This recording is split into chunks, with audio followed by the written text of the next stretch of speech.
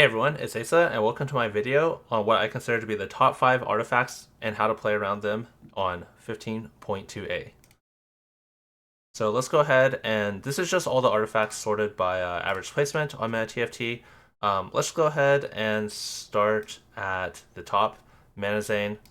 Manazane is really strong on Karma, averaging 3.5 with a pretty forcible line. If you have a 2-1 Manazane, for example, you can play around either Karma or Yuumi. Both of these averaging around, 3.4 is incredibly low average placement. Very, very good. If you have Manazane on 2-1, I'm definitely trying to force one of these two units. Karma is played in a 6 Sork comp. I have a guide up on that, so you can check that out. But basically, it's just really good on Karma specifically because in her comp, it's very heavily offensive oriented. You're investing 6 of your 8 units on your board into Sork's fully offensive trait. So by the time your Manazane runs out of the effect, because it's a burst damage at the start, it's burst damage at the start of the fight, and then actually gives you less mana regen than something like Shojin afterwards. But by the time it's done with Karma, the fight is basically over. Yuumi is played in a little bit of a more balanced comp, but Yuumi scales up very fast based on how often she casts, and then she can sustain her continued spell casting with Prodigy in her comp. But basically, if you see, her first cast is 15 pages, her next cast is 20 pages, so the second cast is already 33% more damage than the first. Like the fourth cast is already double the amount of damage, so Manazane just helps you get those casts ramping up. One thing I want to mention is the Crystal Gambit units, Zyra and Janna. There is a Crystal Gambit cash out that gives Manazane.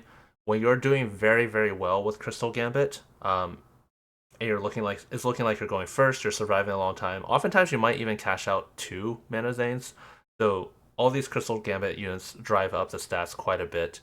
So you'll see Zyra and Janna up here. Just you can just ignore them. You can go into Advanced Explorer and filter out 7 Crystal Gambit if you want a little bit of a clearer picture, but it doesn't matter too much. You can generally just ignore these Crystal Gambit units.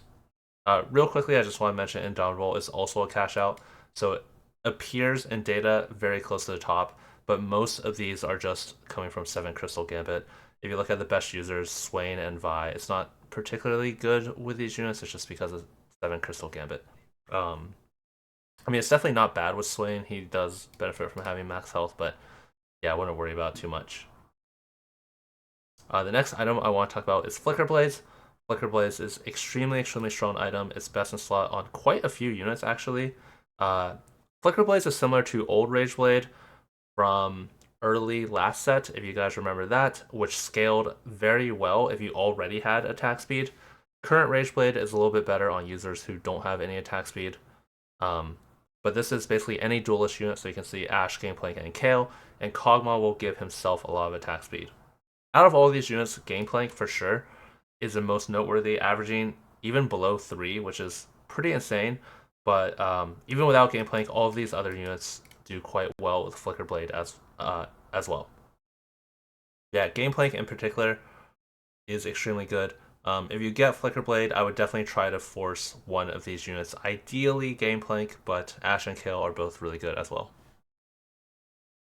Next one I want to talk about is Silvermere Dawn. Silvermere Dawn is really good on Jayce specifically. If you guys played a lot during PBE, I think Darius was really overpowered during that time, so you may remember people talking about Silvermere Darius, but it's actually quite a bit better on Jayce. If you look at the play rate, it's actually about equal games on Darius and Jayce, but Jayce is just so much better with it than Darius.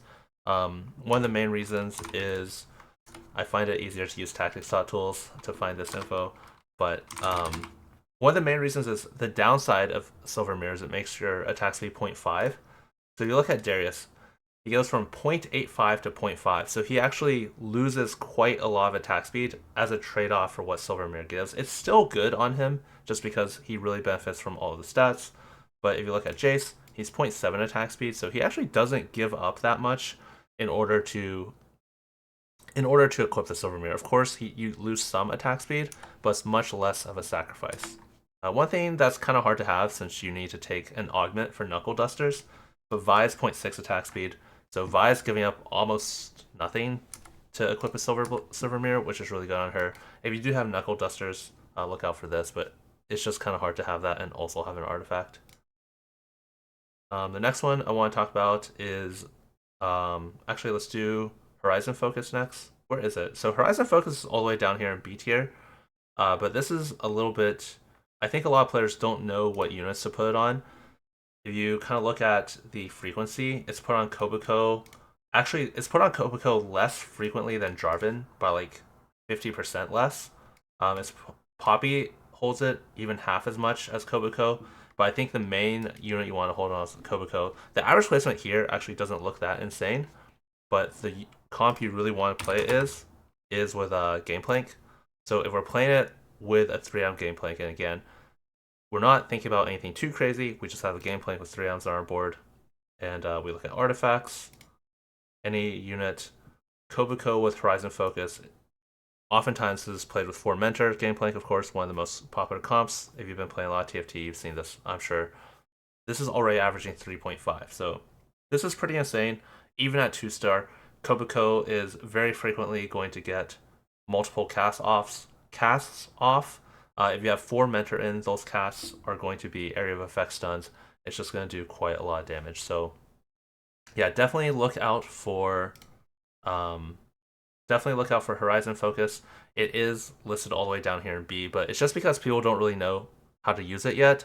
I expect, honestly, by the end of the patch even, this will probably be somewhere in S. One last artifact I want to talk about. So far we've talked about Manazane, Flickerblades, Silvermere, and Horizon. The last one is Fishbones. Fishbones, up here as an S, is also extremely good. Once again, the best user is Game Plank because he can use his stash really well.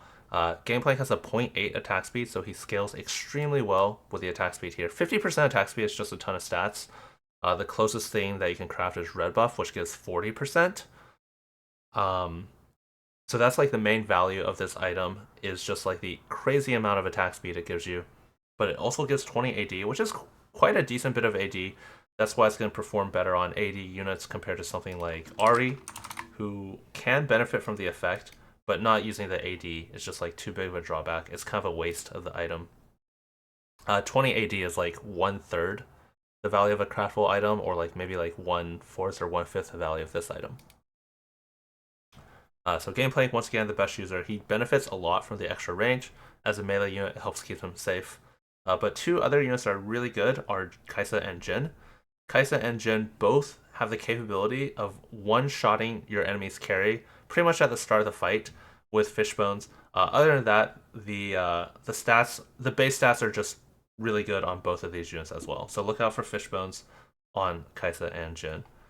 I wouldn't worry about too much on Ashe specifically. You can use it, she benefits from the stats, but it's not going to be as good as these other ones because Ashe kind of does like trickle damage, so you're not just going to get that like one lucky proc that one-shots your opponent's backline. You can if you get like several in a row, but it's not as consistent and not as valuable it's not as valuable to do like chip damage to your opponent's backline. Obviously, again, sometimes you'll just get lucky and it'll work out, but the Aesah and the Jhin have that pretty good chance to just win the fight off the bat. That's going to wrap it up on the top 5 artifacts to look out for. Once again, Manazane, Force Karma Yuumi, Flickerblades, Kayle, Ashe, Game Plank, most notably Game Plank. Silvermere is Jayce specifically. You can use it on Knuckle Dusters or Darius. Fishbones is Aesah, Game Plank, or Jhin. And then Horizon Focus, play 4 Mentor Kobuko. And any setup with 4 Mentor Kobuko, the Game Plank comp is pretty common, but really could be any 4 Mentor setup. That's going to wrap it up on this video for the top 5 artifacts. If you have any comments or questions, let me know in the Discord, and thanks for watching.